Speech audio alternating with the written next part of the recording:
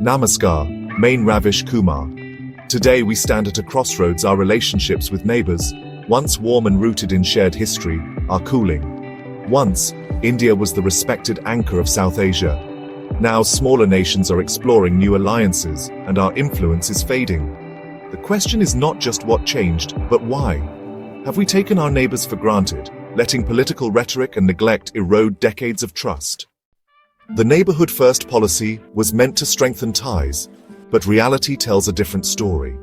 In Bangladesh, anti-India sentiment grows, fueled by our domestic politics and China's strategic investments.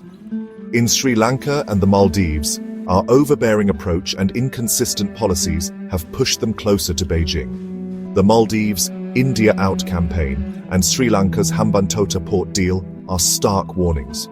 Even Nepal and Bhutan, our closest allies, are drifting. Nepal scarred by our 2015 blockade, Bhutan seeking new partners. Losing the trust of old friends signals a need for a fundamental rethink. Our foreign policy, in practice, has become a lesson in how not to manage regional relationships.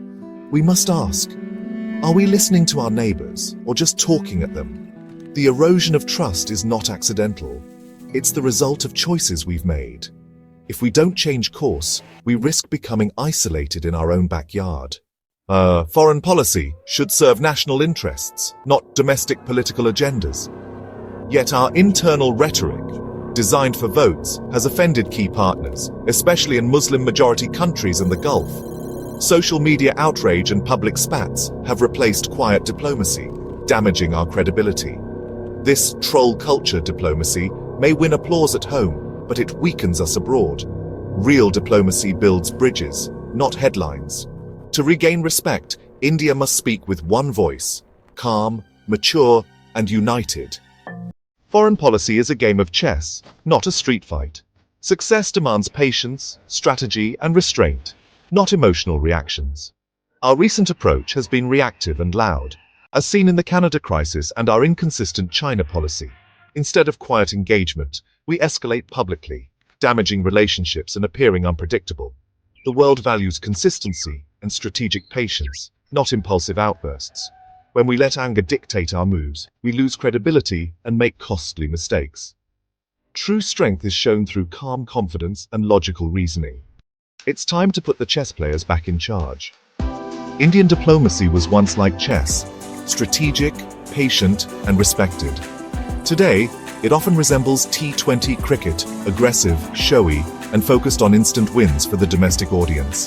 The foreign minister now plays to the gallery, using social media for quick points instead of quiet negotiation. This shift alienates partners and turns complex diplomacy into public spectacle. Chess values every piece and alliance. T20 is about personal glory. We're sacrificing long-term strategy for short-term applause. Foreign policy is not won by a single player, but by valuing the whole board. We must return to the wisdom of the chessboard before it's too late. Foreign policy must serve the nation, not a select few. Increasingly, diplomatic decisions seem tied to the business interests of favored corporations. This cronyism erodes trust, stifles competition, and risks our strategic autonomy. When foreign governments see our diplomacy as business pitches, our credibility suffers. We must liberate foreign policy from private interests and restore it to serve all Indians. Acknowledging the problem is just the start. We need a roadmap to restore India's global standing. First, put the nation's long-term interests above ego, politics, or corporate gain. Second, end the politics of division. Embrace unity and respect diversity at home and abroad.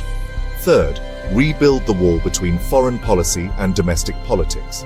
Empower diplomats to act professionally. Fourth, forge a national consensus on key foreign policy issues involving all stakeholders. Consistency and inclusivity will make us a reliable partner. Let our diplomats do their job, free from political interference. Only then can we rebuild trust and influence. The strength of our foreign policy reflects our internal character. India's true power lies in its diversity, democracy, and ability to hold contradictions. We were once admired for our pluralism and moral leadership.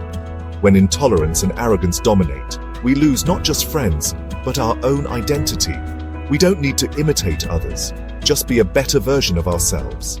A confident, inclusive India will naturally command respect. The solution lies within heal divisions, strengthen democracy, and reaffirm our pluralistic ethos. Despite setbacks, India's spirit is resilient. Our strength lies in our people, their creativity, enterprise, and commitment to democracy.